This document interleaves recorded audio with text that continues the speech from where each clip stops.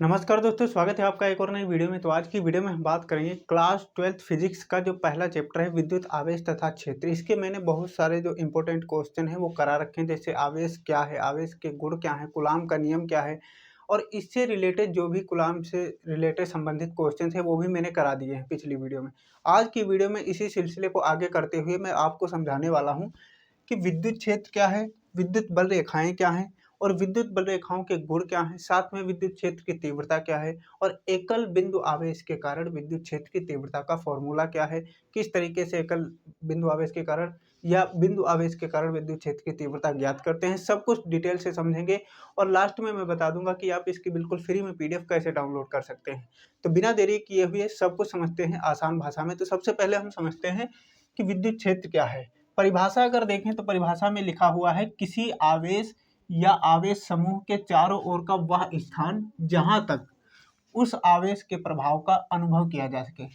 अब यहाँ पर थोड़ा सा हम बनाते हैं आवेश। अगर पहली वीडियो आपने देखी होगी तो आपको समझ में आ रहा होगा कि आवेश क्या होता है और इसे किससे दर्शाते हैं। आवेश को हम क्यों से दर्शाते हैं ये ध्यान रखना है। पूरे चैप्टर में आवेश को क्यों से ही दर्शाना है आप सभी को। यहाँ पर आवेश की बात आएगी तो आपको स्मॉल क्यों ही बनाना है। तो मान लेते हैं ये एक आवेश है और ये इसका एक स्थान है। आप ऐसे इसको समझ सकते हैं कि ये एक प्रधानमंत्री हैं, भारत देश के प्रधानमंत्री मान लेते हैं कि ये जो एरिया आप देख रहे हैं ये भारत है और ये भारत के प्रधानमंत्री हैं।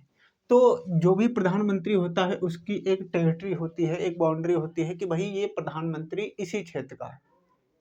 तो ठीक उसी तरीके से आवेश भी होता है कि आवेश का जहाँ तक प्रभाव दिखेगा, यानी जैसे प्रधानमंत्री जी का पूरे भारत में प्रभाव दिख रहा है, तो उसी तरीके से इस आवेश का जहाँ तक प्रभाव दिखेगा वहाँ तक उसका क्षेत्र होगा, यानी वहाँ तक विद्युत क्षेत्र कहलाएगा। मान लीजिए ये आवेश यहाँ तक अपना प्रभाव दिखा रहा है, ये जो मैंने लाइंस खींचे हैं यहाँ तक, तो यही जो क्षेत्र है यहाँ तक, ये जो क्षेत्र पूरा है इसी को हम बोलेंगे विद्युत क्षेत्र। इसे क्या बोलेंगे? विद्युत क्षेत्र। क्योंकि इस आवेश का प्रभाव यहाँ तक दिख रहा है। परिभाषा भी यही कह रही है कि किसी आवेश या आवेश समूह को, मान लेते हैं एक आवेश है, अगर हम यहाँ पर कई आवेश रखते हैं तो भी तो उनका कोई क्षेत्र होगा। तो ठीक उसी तरीके से परिभाषा कह रही है कि किसी आवेश या आवेश समूह के चारों ओर का वह स्थान जहाँ तक उस आवेश के प्रभाव का अनुभव किया जा सके, तो ये कहलाएगा विद्युत क्षेत्र। अब यहाँ पर ये विद्युत क्षेत्र हमने समझ लिया विद्युत क्षेत्र होता क्या है। विद्युत क्षेत्र आप जैसे इसे ऐसे भी समझ सकते हैं कि इससे जितना हम दूर जाएंगे उतना ही विद्युत क्षेत्र कमजोर होता जाएगा, जितना हम पास आएंगे उतना ही ये मजबूत होता जाएगा। इसे आप ऐसे भी समझ सकते हैं कि जैसे आपने एक कोई पत्थर लिया और आप तालाब के पास बैठे हैं, पत्थर को आप तालाब में डालिए, तो तालाब में जब आप पत्थर डालते हैं तो जहाँ पर आप पत्थर डालते हैं वहाँ पर बहुत तेजी से पानी ऊपर की ओर उठता है, फिर धीरे धीरे लहराते हुए जाता है, और जितनी दूर लहर जाती है उतना ही कम लहर दिखती है, और जितने पास होती है जहाँ पर आपने पत्थर देखा डाला है वहाँ पर बहुत ज़्यादा मात्रा में लहर दिखती है, और जितने दूर जाएंगे उतने कम मात्रा में दिखेगी। ठीक उसी तरीके से आवेश का प्रभाव भी होता है, यानी विद्युत क्षेत्र भी होता है कि अगर इसके पास आएंगे तो विद्युत क्षेत्र बहुत ज़्यादा मजबूत होगा, और अगर इससे दूर जाएंगे तो विद्युत क्षेत्र कमज़ोर होता जाएगा। तो ये हो गया विद्युत क्षेत्र क्या होता है, और यही इसकी परिभाषा है। और परिभाषा 2 अंक में पूछी जाती है और साथ में इससे पूछ लिया जाता है, इसी को मिलाकर विद्युत क्षेत्र को परिभाषित कीजिए और विद्युत क्षेत्र की तीव्रता क्या है इसको परिभाषित कीजिए या ड्राइव कीजिए। इस तरीके से क्वेश्चन पूछ लिया जाता है। अब अगला जो हमारा पॉइंट है विद्युत बल रेखाएं। विद्युत बल रेखाएं क्या होती हैं? तो परिभाषा पढ़ते हैं। विद्युत बल रेखाएं काल्पनिक तथा निष्कोण वक्र होती हैं जो किसी स्थान पर विद्युत क्षेत्र का अविरल प्रदर्शन करते हैं। यानी ये जो विद्युत बल रेखाएं होती हैं वो काल्पनिक होती हैं और तथा निष्कोण होती हैं, यानी बिना कोण की होती हैं, कोई उनमें कोण नहीं बनता है। वक्र होती हैं यानी गोलाकार, हल्की सी गोलाकार होती हैं। तो अब जैसे हमने यहाँ पर बनाया है कि ये हमने कुछ रेखाएं ऐसे खींच दी हैं, यहाँ से ऐसे ये रेखाएं बाहर निकल रही हैं। तो यही जो रेखाएं हैं, अब जैसे हम यहाँ पर कल्पना कर रहे हैं कि इसका विद्युत प्रभाव यहाँ तक है तो हमने रेखाएं बना दी। तो कल्पना करके हमने रेखाएं जो खींची हैं इन्हीं को हम बोलते हैं विद्युत बल रेखाएं या विद्युत क्षेत्र रेखाएं। तो ये विद्युत क्षेत्र रेखाएं 2 तरीके की होती हैं। पहली कंडीशन में अगर प्लस आवेश लेते हैं, प्लस आवेश होगा तो इससे जो रेखाएं निकलेंगी वो दूर की ओर जाएंगी, यानी विद्युत बल रेखाएं जो होगी वो इससे दूर की ओर जाएंगी, इस तरीके से ऐसे दूर की ओर जाएंगी। और आपको बनाना भी है, अगर क्वेश्चन और आपको नोट डाउन जब करेंगे तो आपको इसी तरीके से चित्र भी बनाना है, जो कंडीशंस हैं वो लिखनी है। जब प्लस आवेश होगा तो विद्युत बल रेखाएं आवेश से दूर की ओर जाएंगी, और जैसे ही अगर हम दूसरी कंडीशन देखें माइनस आवेश होगा तो यहाँ पर क्या होगा, पास आएंगी, विद्युत बल रेखाएं आवेश के पास आएंगी। तो ये इसकी कंडीशन हो जाएगी, विद्युत बल रेखाएं पास आएंगी। तो दो कंडीशन है कि भाई विद्युत बल रेखाएं होती क्या है, जो हम कल्पना करके दिखाते हैं कि ये विद्युत क्षेत्र है, और क्षेत्र के अंदर जो हम रेखाएं बनाते हैं उसी को हम कहते हैं विद्युत बल रेखाएं। कल्पना काल्पनिक क्यों होते हैं, क्योंकि हम वास्तव में नहीं देख सकते। क्या आपने करंट को देखा है? करंट जब आप तार को जोड़ते हैं तब हल्की सी चिंगारी निकलती है जब आपस में जोड़ते हैं। वैसे आपको नॉर्मल तार अगर दिख रहा है, प्रवाहित हो रही है, यहाँ पर बहुत से तार हैं, इनमें करंट प्रवाहित हो रहा है, तो क्या हमें दिख रहा है वास्तव में करंट जा रहा है?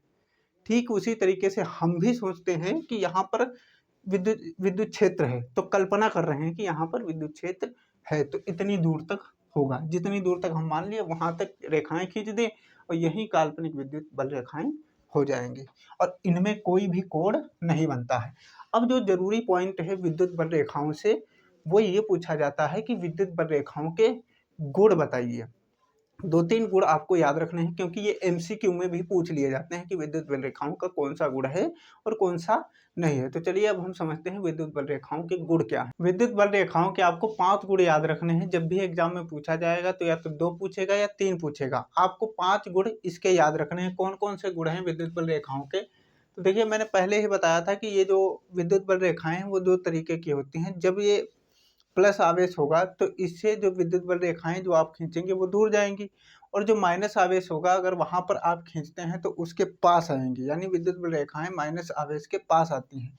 तो यहाँ पर अगर हम देखें तो विद्युत बल रेखाओं के गुण में जो पहला गुण होगा वो क्या होगा कि ये रेखाएं पास पास हों तो प्रबल विद्युत क्षेत्र होगा। यानी जब ये रेखाएं पास पास होंगी तो प्रबल यानी मजबूत विद्युत क्षेत्र होगा। जैसे मान लीजिए ये एक आवेश है, प्लस कूलम आवेश ले लेते हैं, तो इससे विद्युत बल रेखाएं दूर जाएंगी इस तरीके से, इस तरीके से, ऐसे ऐसे।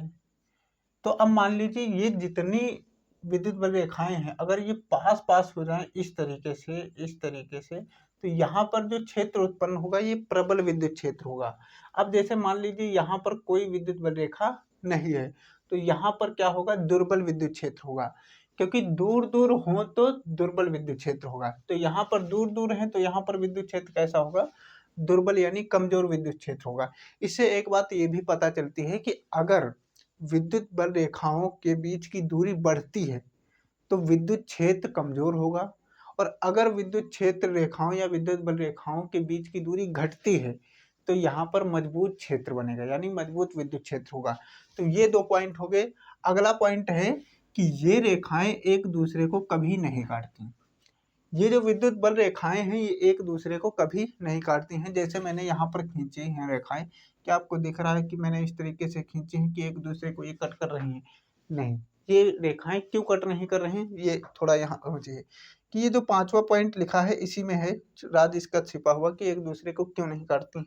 किसी भी बल रेखा, किसी भी बल रेखा या विद्युत बल रेखा के किसी भी बिंदु पर खींची गई स्पर्श रेखा उस स्थान पर विद्युत क्षेत्र को दर्शाता है। अब क्षेत्र की दिशा को दर्शाता है, यहाँ पर दिशा भी ऐड करना है कि विद्युत क्षेत्र की दिशा को दर्शाता है। अब मान लीजिए जैसे हमने यहाँ पर एक विद्युत क्षेत्र रेखा इस तरीके से खींच दी है, अब हम एक विद्युत बल रेखा इस तरीके से खींच दें तो यहाँ पर एक रेखा तो पहले से ही चली जा चुकी है विद्युत बल रेखा। अब यहाँ इस रेखा के, ये जो रेखा है इसके बिंदु पर, इस बिंदु पर एक और रेखा जा चुकी है, यानी अब यहाँ से पता चल रहा है कि यहाँ पर जो विद्युत क्षेत्र है उसकी दिशा इस ओर है और इस ओर भी है, जबकि विद्युत क्षेत्र की दिशा एक स्थान पर 2 दिशाएं नहीं हो सकती हैं, ये असंभव होगा। इसीलिए विद्युत बल रेखाएं एक दूसरे को कभी नहीं काटती। काटेंगी तो 2 स्पर्श रेखाएं खींची जा सकती हैं, जैसे यहाँ पर मैंने खींची हैं, और 2 स्पर्श रेखाओं का मतलब ये है कि एक ही बिंदु, यानी ये जो बिंदु बन रहा है इस बिंदु पर विद्युत क्षेत्र की जो दिशा है वो अलग अलग है, और जो कि ऐसा संभव नहीं है। अगला जो पॉइंट है चौथा, ये रेखाएं धन आवेश से शुरू होकर ऋण आवेश पर समाप्त होती हैं। जैसा कि मैंने बताया था कि अगर प्लस कुलाम आवेश है, इस तरीके से प्लस है, और ये एक मिनट, ये एक माइनस कुलाम आवेश है, तो इसमें से रेखाएं जाएंगी इस तरीके से और यहाँ समाप्त होंगी, ऐसे ऐसे, इस तरीके से, ऐसे आप एक चुंबक की तरह इसको समझ सकते हैं। तो इस तरीके से रेखाएं प्लस से निकलेंगी और कहाँ समाप्त होंगी, माइनस पर समाप्त होंगी। तो ये आपको 5 पॉइंट याद रखने हैं विद्युत बल रेखाओं के गुण में। अब चलिए हम समझते हैं विद्युत क्षेत्र की तीव्रता और इसका फॉर्मूला क्या है, कैसे इस पर न्यूमेरिकल आप लगाएंगे। तो चलिए इसके बारे में हम समझते हैं। विद्युत क्षेत्र की तीव्रता को हम आसान तरीके से इस तरीके से समझ सकते हैं कि मान लीजिए ये एक प्रधानमंत्री हैं इस देश के, ये जो मैंने एक बड़ा सा गोला खींचा है, ये क्या है, एक कोई देश है, और ये क्या है भाई, मान लीजिए इसके प्रधानमंत्री हैं। अब हम सोच रहे हैं कि ये जो प्रधानमंत्री हैं इसका प्रभाव कहाँ तक है, इसको कैसे पता लगाया जाए। यही अगर हम पता लगा लेते हैं कि ये जो प्रधानमंत्री हैं इनका प्रभाव यहाँ तक है या और आगे तक है, तो जो हम पता लगाएंगे कि इनका क्षेत्र यहाँ तक है, इनका प्रभाव यहाँ तक है, उसी को हम बोलेंगे विद्युत क्षेत्र की तीव्रता। तो अब हम, और जो प्रभाव पड़ रहा है वो कितना पड़ रहा है, कम है या ज़्यादा है, उसी को हम बोलते हैं विद्युत क्षेत्र की तीव्रता। अब इसे हम ज्ञात कैसे करेंगे, जैसे ये एक आवेश है, तो इस यहाँ पर हमें ज्ञात करना है विद्युत क्षेत्र की तीव्रता, यहाँ पर इस बिंदु पर मान लेते हैं जहाँ पर ये आवेश रखा है। तो इसके लिए हमें एक परीक्षण आवेश लाना होगा, परीक्षण आवेश।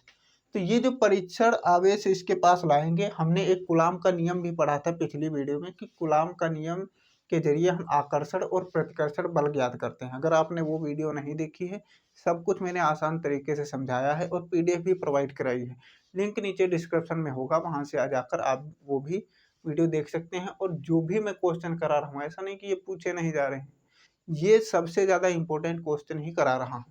तो यहाँ पर अगर देखें, हमें ज्ञात करना है विद्युत क्षेत्र की तीव्रता यहाँ पर, तो उसके लिए हमने एक लिया परीक्षण आवेश। अब इस परीक्षण आवेश को धीरे धीरे धीरे धीरे इसके पास ला रहे हैं, तो जैसे ही लाएंगे तो इसका प्रभाव इस पर दिखने को मिलेगा, इस आवेश पर इसका प्रभाव कैसे देखने को मिलेगा, अगर ये दोनों प्लस के होंगे, दोनों प्लस के होंगे, तो ये वाला आवेश बोलेगा कि भैया तुम दूर जाओ, ये हमारा एरिया है, यहाँ मत आओ।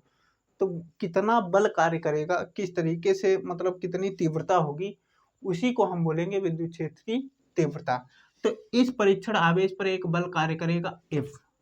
तो अगर ये बल कार्य कर रहा है F और इसका एक अनुपात बना लिया जाए कि भाई बल जो कार्य कर रहा है F और परीक्षण आवेश जो Q नॉट है, और अगर Q ही सिर्फ रखेंगे तो ये आवेश रहेगा। जैसे कि यहाँ पर आप देख सकते हैं सिर्फ Q है तो ये आवेश है, और अगर इस तरीके से एक छोटा सा गोला लगा दिए नॉट यानी, तो ये परीक्षण आवेश हो जाएगा।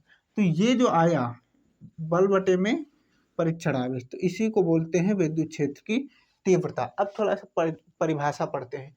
परिभाषा में लिखा है विद्युत क्षेत्र में स्थित किसी परीक्षण आवेश पर, तो विद्युत क्षेत्र ये मान लेते हैं इसका विद्युत क्षेत्र ऐसे होगा, धीरे धीरे यहाँ पर लाकर यहाँ रख दिए, तो यहाँ पर विद्युत क्षेत्र में स्थित यानी इस आवेश के कारण यहाँ पर इसका विद्युत क्षेत्र उत्पन्न हो रहा है, और इसी में एक परीक्षण आवेश स्थित है। विद्युत क्षेत्र में स्थित किसी परीक्षण आवेश पर कार्य करने वाला बल F तथा परीक्षण आवेश Q नॉट के अनुपात को विद्युत क्षेत्र की तीव्रता कहते हैं, और इसे कैपिटल E से प्रदर्शित करते हैं। तो ये क्या हो गया, विद्युत क्षेत्र की तीव्रता का फॉर्मूला हो गया। और अगर इसके मात्रक की बात करें तो मात्रक हो जाएगा न्यूटन बटे कूलाम। मात्रक क्या हो जाएगा, न्यूटन बटे कूलाम। और यह राशि कैसी है, तो ये राशि कैसी है, सदिश राशि, ये ध्यान रखना, क्योंकि एमसीक्यू में ये सब पूछा जा सकता है। तो राशि कैसी है, सदिश। अब एक और क्वेश्चन आता है कि एकल बिंदु आवेश के कारण विद्युत क्षेत्र की तीव्रता कैसे ज्ञात करेंगे। तो चलिए मैं हेडिंग डालता हूँ, एकल बिंदु आवेश के कारण, एकल बिंदु आवेश के कारण विद्युत क्षेत्र की तीव्रता। तो एकल बिंदु आवेश के कारण कैसे, जैसे मान के चलिए ये एक बिंदु पर आवेश है, यहाँ एक बिंदु है जो हमने पॉइंट बनाया है और इस पर एक आवेश है, तो यहाँ पर हमें ज्ञात करना है विद्युत क्षेत्र की तीव्रता। तो हम क्या करेंगे, परीक्षण आवेश लेंगे ये क्यू नॉट। अब ये यहाँ पर हम रखें कि हमें पता करना है कि भाई इससे r दूरी पर हमने रखा एक परीक्षण आवेश और हम चाह रहे हैं कि इसका प्रभाव कितना है और इस बिंदु पर विद्युत क्षेत्र की तीव्रता कितनी है। तो हम धीरे धीरे घटा बढ़ाकर भी चेक कर सकते हैं कि यहाँ ज़्यादा है यहाँ कम है। तो इस तरीके का आपको फिगर भी बनाना है, जब क्वेश्चन आएगा तो आपको अगर नोट डाउन कर रहे हैं तो ये फिगर भी बनाना है। तो इस बिंदु पर हमें ज्ञात करना है विद्युत क्षेत्र की तीव्रता, जिसके लिए हमने क्या लिया, एक परीक्षण आवेश लिया। अब हम जो परीक्षण आवेश रखे हैं किसी बिंदु पर, मान के चलो यहाँ पर, तो इसके इनके बीच की कोई दूरी निकल के आएगी, दूरी r निकल के आएगी। अब ये जो यहाँ पर हैं तो इन पर एक बल भी कार्य करेगा।